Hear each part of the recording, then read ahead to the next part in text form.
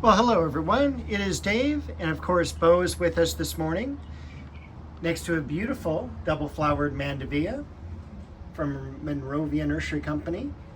We're going to cruise around the yard. I don't know if Bo's going to follow us. She's pretty happy there on that cushion. So, the very first thing we're going to do is take a look at the magnolia. And I started pruning all the extra growth off of it this past week. So I'm still about midway done right now, and I'll continue on. But my goal, of course, is to get all of these branches like this that are kind of out on their own, pruned back to the main shape of the tree, and also provide a little bit of more of air movement around the tree as well and through the tree. You can kind of see a little bit through it in different parts. I could probably do quite a bit more, but the main thing here is I want to reduce all this extra growth that you see. And I want to do this now because once summer hits, I don't want it to sunburn if it was just like recently cut. So I need to give it a couple of days where it's getting used to its conditions. Underneath, by the way, that is false heather, always in bloom, very similar to this pink breath of heaven over here, which is coming into bloom quite nicely. Over here, we've got a daylily blooming. A couple of them bloomed yesterday. The Angelonia in white is doing really well, and of course, Bo absolutely loves the catnip. Also blooming wonderfully, look at the geranium. Oh my gosh, so this is a creeping geranium. It's not at all like the zonal or Martha Washington or ivy geraniums. This is, I guess you would call it a true crane's bill geranium. It is perennial, you can cut it back if it gets too out of control. But take a look at all these blooms, and it's so easy to grow, and that's the main thing. Is like it's easy, it's carefree, and it does really well in our climate here in Southern California. Back here, I did not do a whole lot this past week. The week before, I pruned up the pineapple guava so that it gave us a little bit more of a line of sight to the back fence and into the front yard and things like that, just for safety reasons. We did go back here and see some of the figs that were beginning to set, which is really cool, and hopefully we'll have some of those this year. Look at the Buddleia bloom. This is called butterfly bush, and this is a dwarf. And yes, I did buy it 2 years ago. Sometime it'll get planted. The Hemananthus paintbrush lily is doing terrific. The quince. And then this is the California buckeye. That needs to get planted too. And also doing really well are the Satsuki azaleas. They're going to be back around the pond. Hopefully I can get those done in the next week. Over here, the Acorus is looking good. The Weigelia in the background. The Viola. The Shasta daisies coming into bloom. Japanese maple orange dream in the background. And then I've been trying to find a place for this. This is the dancing peacock, the Acer achinatofolium is the species name. And this is supposed to be absolutely stunning when the leaves change color in the fall. And right now, I think it's stunning just because of its growth pattern, and the leaf itself is just so cool. Look at how serrated it is. All right, what else do we want to talk about over here? The mock orange doing well.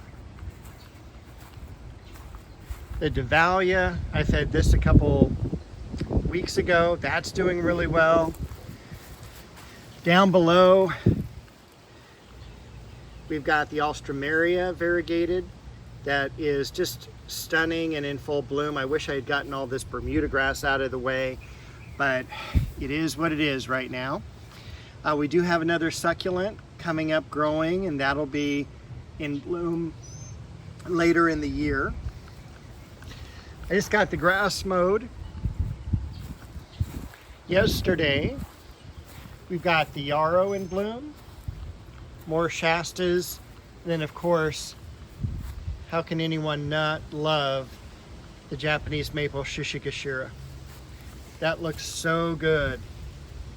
The lion's head maple. Take a look at that Shasta daisy there. And this is, by the way, the end of May. I think it's May 28th, 2026. The New Guinea impatiens, the lilies I got, the plumeria. It looks like it is budding up. Last year it did not bloom. Before I move up around the pond, we've got the Bloodgood Japanese maple. The Chiananthus tree, I'm going to cut some of the lower branches off, raise the skirt on that a little bit. We've got some blooms on this rose over here, as it's getting windy. We do have some blooms beginning to open on the daylilies back here. By the way, this is Japanese maple aureum.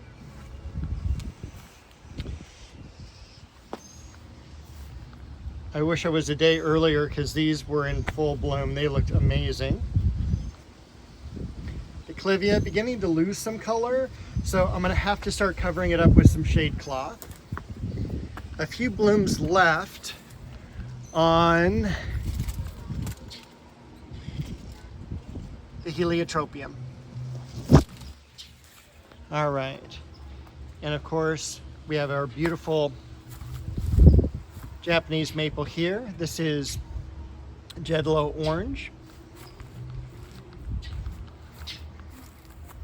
Bo did decide to join us. Over here we've got our vegetable patch. It's doing really well. We've got Hall's Best or Hale's Best cantaloupe. We've got a couple varieties of watermelon, squash, red or black cherry tomato. You can see down in here, we've got some squash as well. This is crookneck. And then on the back side, we have some zucchini plants. We've got Lemon Boy and Momotaro tomatoes. We've got some cucumbers that are doing really well. And then over here, we've got also some tomatoes that are doing great. We've got Beefmaster, San Diego Red. That's the Momotaro over there in front of Bo. Bo is staring down a bird. We had some birds that have ended up having a nest, and we've got some baby birds now, so they're a little bit more aggressive than normal. We've got some peonies back here, and we've also got some Centranthus. And then over here, there's the birds there. Take a look at this daylily here, the bicolor. Look how beautiful that is. Back here we've got the Westringia, and then we've got that one lily that's already bloomed over here. That's about done, so I do have to mark that, let it die back naturally, but you're looking at it's already, gosh, about 4 foot its first year. Over here also, take a look at the bloom on the lamb's ears. Isn't that cool? What a beautiful color. And now that I'm back here also, one thing I forgot to show you last week is this plant here. This is in the same family as a Gesneriad. This is a type of really African violet. They're all from the same family, so it's so cool. But this one is extremely hardy. Look at the foliage on that. It does die down with the cold weather every year. In fact, the first year I planted it, I thought I lost it with the frost, but I didn't. But again, just look at, and I'll try to come around to get a little bit better view of that blossom. You can see the gladiolas in bloom as well. And I don't think there's anything else back here I really need to talk about. Oh, we do have the Tabernet Montana coming into a little bit of bloom. And let's zip around if we don't get attacked by the birds. Don't want to feel like Tippi Hedren. Over here, Japanese maple red dragon. We've got a Chamaecyparis hiding way back in the back there. All of this stuff needs to be cut back. I ended up filling not only our trash barrel up this week, but the neighbor's trash barrel as well. So, I mean, that's 110 gallons worth of material that was debris. So, I mean, I'm moving a lot of stuff out of here, cleaning it up, but there's still so much to do, and I want to get a lot of it done before that heat hits, because that's just, no one likes that. We've got the Indian Summer Japanese maple here. I forget the name of this grassy plant, but it's done really well. The carex has done extremely well, and so has this flowering apricot. So I'm actually going to go through this way instead of under the arbor, because that's where the bird nest is. So back here, got the cherry tree. We've got the Pittosporum, the burnt, sunburned Pittosporum beach ball. It looks like it has at least stopped sunburning more. And again, I feel really bad. I just cut it back at the wrong time. The Coprosma mirror plant. Another catmint for Bo. Lynn Anderson. And then this is the yew that I moved back, and it is again just a staple in English gardens, and that's originally what I wanted to do with this, is make it kind of a little bit more of an English rose garden. So that's still my goal, even though I've added a lot of Japanese maples and things like that. Similar to the geraniums we saw across the way, this is also one of the creeping geraniums, and it stays green year round, real easy to prune if it gets out of control. This is from a 1 gallon, and I cut it back, so it's about a third smaller than it had been, but I cut it back when I did like all the weeding over here. I've got some seedlings over here against the fence of the Leonotis. I'm going to be taking those out. I will be leaving that foxglove. And then take a look at all of these blossoms, all of these stems with blossoms at the top, or maybe buds would be more appropriate, for the giant tree lily. I love this blossom. It's so fragrant, and it's apricot. It's such a cool color. The duet rose in front, the multi-grafted plum tree. We've got another double flowered lily here that's super fragrant. It's got a peppery scent to it. Well, not really fully in bloom, but the sweet pea bush, always budded. Over here, we've got the almond bush. I'm hoping that'll come into bloom soon. It is a little bit fuller than last year, so I'm hoping also to get some growth. Back here, I don't even want to go, because this is one of the areas I'm really trying to get some weeds out of, because I don't want any varmints coming back in this area. A lot of lily buds on this plant over here. I think this just looks really beautiful with the gladiolus coming up. Perfect moment rose. And we still do have a crop of apples over here, although the birds did get, and the parrots I should say, I'm not going to blame these little guys.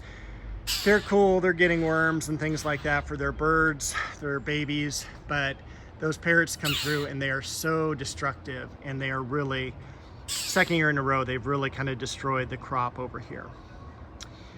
Speaking of that right now, also the Sengogaku Japanese maple has looked so good this year.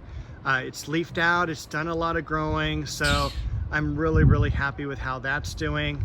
And I don't remember if I told you I had been cutting back part of the macadamia. I did do that as well, just to thin it out and everything. And that's gonna do really nicely. I don't know if there's anything else I need to tell you about. Everything else is going pretty smooth.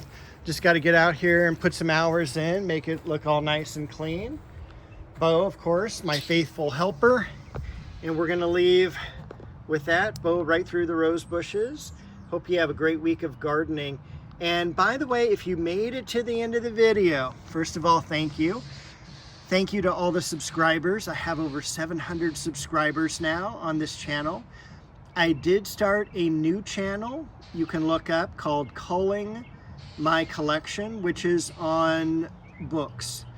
And I should also put a link in the description as long as I remember. And that's just me going through my book collection, which is about 2,500 books. So it is a lot. So we'll call it a day. We'll see y'all next week. Happy gardening.